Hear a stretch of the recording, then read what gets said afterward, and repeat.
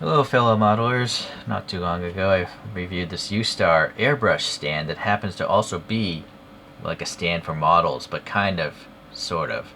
The reason why I say that is because this peg is not 3 millimeters. And the standard peg size for like Gundams and a lot of airplanes or whatever, it's 3 millimeters. But this registers is like a 2.7. Let me just confirm that again. Maybe I can't remember the number, but yeah, that's saying 2.7, 2.8, not 2.7. So 0.3 millimeters is enough to make a difference between the model being tight and not tight. So I was still impressed with this, and so I went and ordered the Gundam ones. I don't know if they're going to come with 3 millimeter pegs or not. They're advertised as such, but maybe there's 2.7. So Ustar here, that's the brand we're talking about, and it's the model support.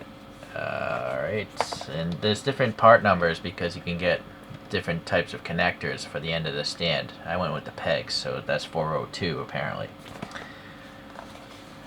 Okay, it's a nice box.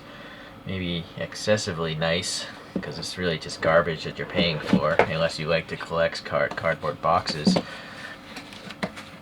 Nice foam as well. So yeah, it's nicely done. Just sadly, what percentage of this product is now going to end up in the trash barrel and polluting us? That's the issue. So it's got this key, so you can join them together. Might as well open the other one. There's our Chinese there.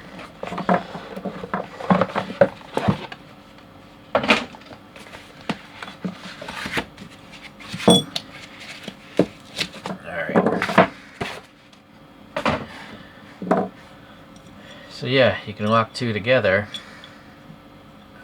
You might have to maybe use an extra screw though, or something like that. So to compare, here's a plastic Gundam after stand. It didn't come with this figure. This is a STCS Nightingale. So even this, it seems like I had to shim it with some poster putty to keep the thing from spinning around.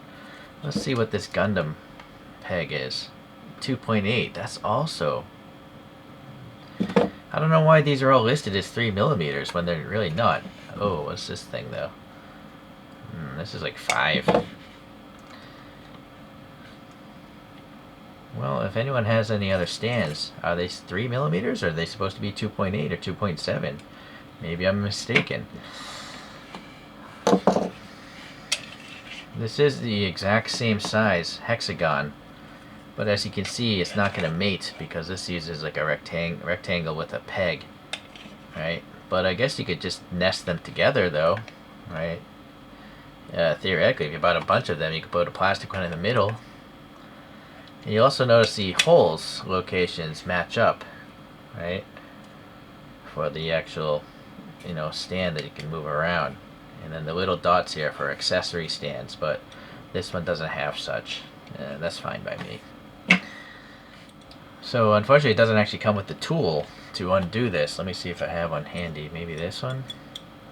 Yeah, so...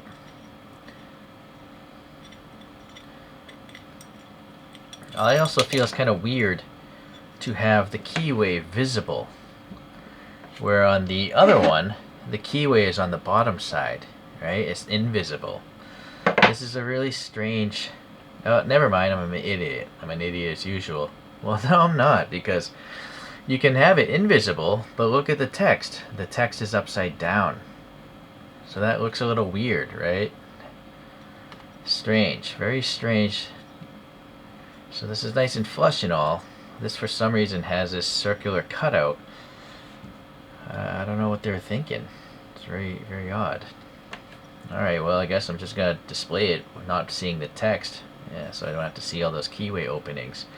I'm thinking, could you put something else in there? I don't know, it's such an odd shape. It doesn't make sense to put something else in there. You'll also, I'm now noticing in here, let me change the angle. There's a little groove in these circles. I think it's because there's an O-ring on the actual stand connector. See, there's a ledge there. It's either a ledge or a groove. Alright, so now if we look at the actual arm, yeah, there's two O-rings here. And I hope that will keep it in place. And then you can use this hex tool again. No, this is a different size. So that's annoying also. Why wouldn't they just standardize on one size tool? By the way, the tool for the key is 1.8. Probably supposed to be a 2mm tool. And then to do the arm, you're going to want, well, see, this is 2.3. It's probably supposed to be a 2.5. So 2 and a 2.5, you'll need those kind of hex bits. Let me first put it in, see how rigid it is. So if I pop it in there, it doesn't protrude out. It's a little bit recessed still, so that's good. You can rotate, obviously. I don't know if those O-rings are engaging that. Let me see. I think they're just resting above that ledge. So now the question to me is, can I put this upside down? So that's kind of, it doesn't want to go. It's too small. So this, yeah, again, it's really weird. You're kind of forced to display it with all these open key openings. I guess that's the only way it's meant to work, because this little bit sits flush in this circle, whereas the upper is much bigger to accommodate those O-rings. I suppose you could take the O-rings off and then it would work, but these things might tear, you know, in that process, so I don't want to mess with that. Alright, well, change the angle again. The overall length of this thing, the overall height, you can see it's about 15 centimeters or 6 inches to the very tip, though. Your model won't be actually that far off because it's got to absorb the tip, right? And then each of these segments is like supposed to be around 61 millimeters or maybe 2.5 inches in that ballpark. So you can obviously, you know, bend all three to do what you wish. And then inside you can see this little black, slightly black thing. That's a plastic washer to help fight, I guess, help keep friction. I guess it's more friction than metal on metal. So wrong tool. See, that's annoying. So you can tighten those supposedly. This is also kind of weird. Maybe you can't change it, but you'll notice these two are on this side and then this hex is on that side. Is there a way they could have made it where all three are on the same side? Maybe not. I don't know.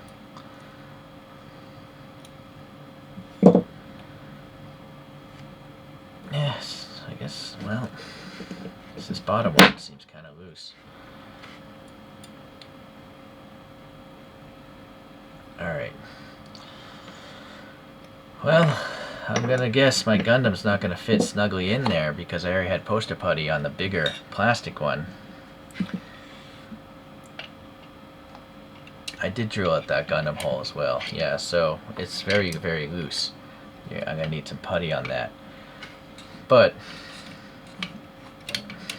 you know what? Let me get some putty. Hold on. Well, it's still a little wobbly because the putty isn't rigid, right?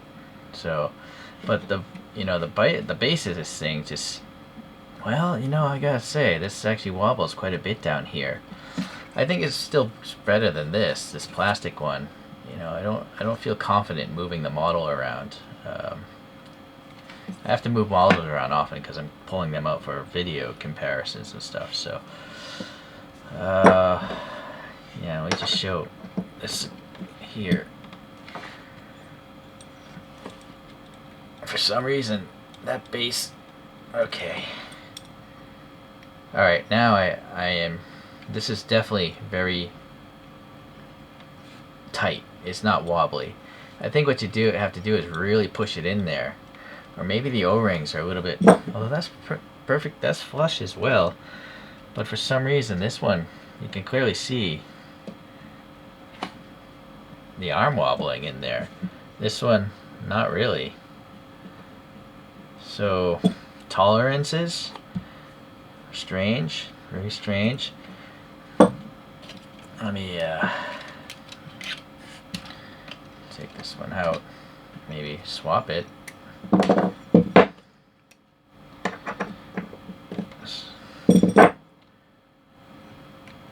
So this is pretty flush. Yeah, I don't know if that middle hole, maybe the tolerance is a little bit wider than it should be. And now this one is wobbly as well. So it's not super tight. I think it's still acceptable, but it's not super tight. Let me try over here. Yeah, there's the same amount of wobble. So I guess that's why this is a smaller hole on the bottom, is try to fight that wobbliness. But it's still there. Oh well, you're gonna have to live with it. I don't think the box mentioned the weight. So if we look at a standard Gundam stand here, being plastic, this weighs like 28 grams. So if your model weighs significantly more than that, it's a chance it might topple the whole thing over. Now this thing weighs 192 grams. So that's a massive difference in weight. Just out of curiosity. This Nightingale weighs 96 grams. So the stand weighing twice as much as this model is highly improbable that it's going to knock over, right? And then if we actually mate two together, I'm going to hide that text since it's upside down. You know what? Look at this. This is weird. On this text is the right side. Oh no, it's because never mind. I already forget what I was talking about earlier. Guess I'll just do this.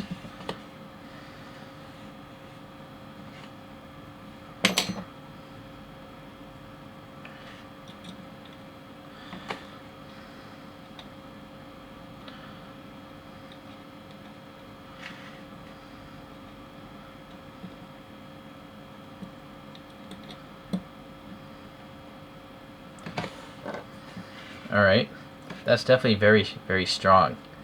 I mean, it's a piece of metal holding two other pieces of metal, so that's really tight. There's no wobbliness like I can feel in here. So that's actually very good. So naturally you can just bank these all together in a row, or you can start, you know, really arranging anything you want.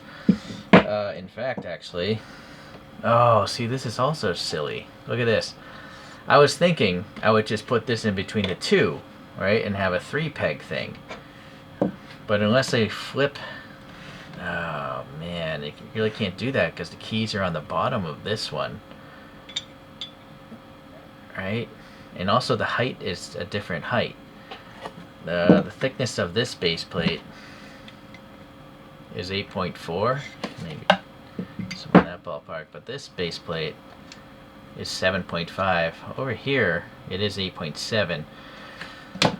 That's too bad. I think it would have been cool to have this right in the middle, right? You also notice the anodization. This is like a clear anode. This is like a gunmetal anodization. And yeah, this arm is the same. It's got 1 bolt here and 2 on the other side. Yeah, that's unfortunate. Unless, well, I guess the only way I could do it is I would have to display this upside down. So let me come back. Well, it's not going to work. The reason why is this threading doesn't go all the way through the aluminum. So unless you had a tap and drill set, you can't flip this over anyways. And also I noticed when you put this in this key here, it's kind of wobbly, right? There's a gap. So what a weird company that you would create a standard connection system, but they don't work with each other, right? It's really odd. Ideally it would be in the middle. You could put it right there and just mix up the configurations. It's very, very strange. So I put some heat shrink on here. I don't know if it's gonna work because it's, you know, it's such a smooth surface. I don't think it's gonna Well, let's try. You know what? If you wiggle it in there, I think it's going to take up the slackness. It is deforming the heat shrink though. That did a good job actually. So if you're really careful, yeah, you can put some heat shrink. See? It's not too wobbly. Alright. Again, I did drill out that hole to a 3mm bit. So it's possible these pegs are listed as 3mm, but they're actually not supposed to be. They're actually a little smaller. Alright, so let's get this thing tilted here, like that. And then I got my MGST Barbatos on this one. Although, see, this plastic one is 3mm though, and it fits tightly in there. I don't know. I don't know what the deal is with peg sizes on these things. It's kind of, sorry if it's out of focus. I think the heat shrink on this is just too tight. So let's maybe take this off. See how it goes. Yeah, see, that's too loose though. So you might have to resort to maybe a thin layer of like tape, Scotch tape or something, and then you could peel off whatever you need to make that thing tight. Alright, I got a little over 1 loop of Scotch tape on there. I'm sure this will at least tighten it a little bit. Pleasantly, Scotch tape isn't expensive.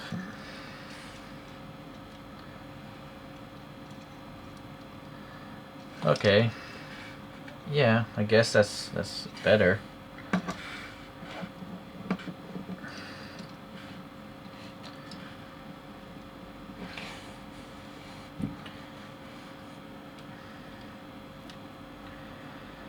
Again, the key thing is it's a really heavy base, so you can do really silly things.